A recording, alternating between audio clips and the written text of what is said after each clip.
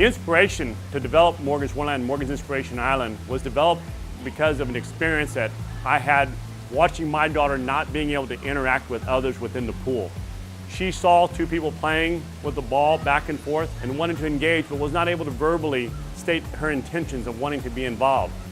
Because of that, these very nice children got out of the pool, leaving Morgan by herself. As I saw that as a father, I saw we can do better and made a decision that we need to develop something like Morgan's Wonderland, Morgan's Inspiration Island. From the time we first thought about developing Morgan's Wonderland to the point of when we opened was 39 months. That may seem like a long time, but actually it's a very short period of time to raise over $35 million, to be able to bring literally hundreds of people from all over the country and even outside the country together in the development of how the plans would come together to develop Morgan's Wonderland. In developing parks like this, there's a lot of obstacles.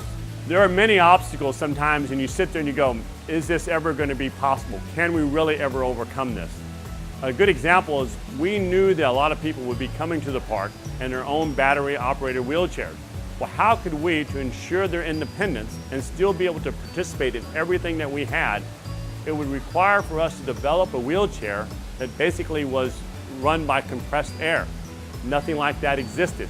So we looked all around the country, talked to many different people, talked to R&D areas of different universities, and ultimately came across somebody who was passionate in the desire of working with us to develop the first wheelchair ever, which is a pneumatic wheelchair that works under compressed air. So somebody can come to this park, go from their battery-operated wheelchair into our wheelchair and enjoy every bit of the water park. Many things that we can sometimes just take for granted.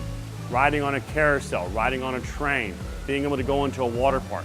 Things that many times we think of are ordinary or automatic, for many people is not possible.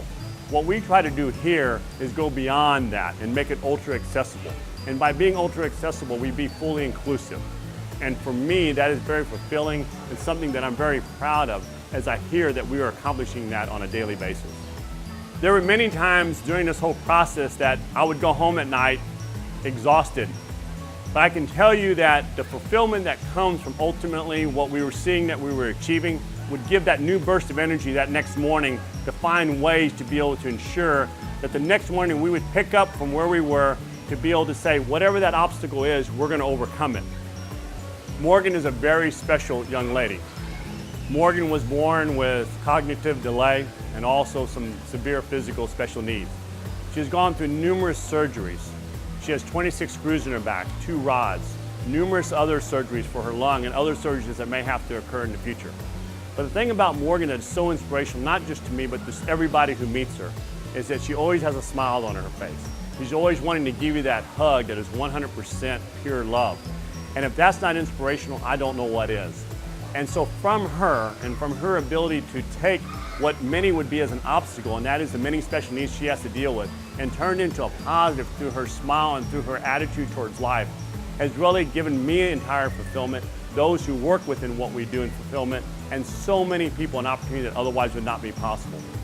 But what we had was the passion and the desire of so many people to say, how can we make it happen? When we would run into a brick wall, there would be someone on the other side of the wall throwing over a rope and saying, I'll help you, I'll make it happen. That's how things like this come together. If that desire, if that passion, if that feeling of wanting to ensure accomplishment and ensuring that we made it happen was not there, I wouldn't be standing here today being able to tell you about the beauty of these parks. The thing that I think is most important is attitude is everything. Persistence is so critical. If you add persistence with a good attitude, the sky's the limit. And when it comes to teaching those who are looking for the opportunity to really grow in their life and become young adults and to go into adulthood, the responsibility is incredible. That you are doing so much, not for only yourself and the fulfillment of what you're achieving, but what you're doing for those children to be able to go into life with a positive and strong attitude to make a true difference.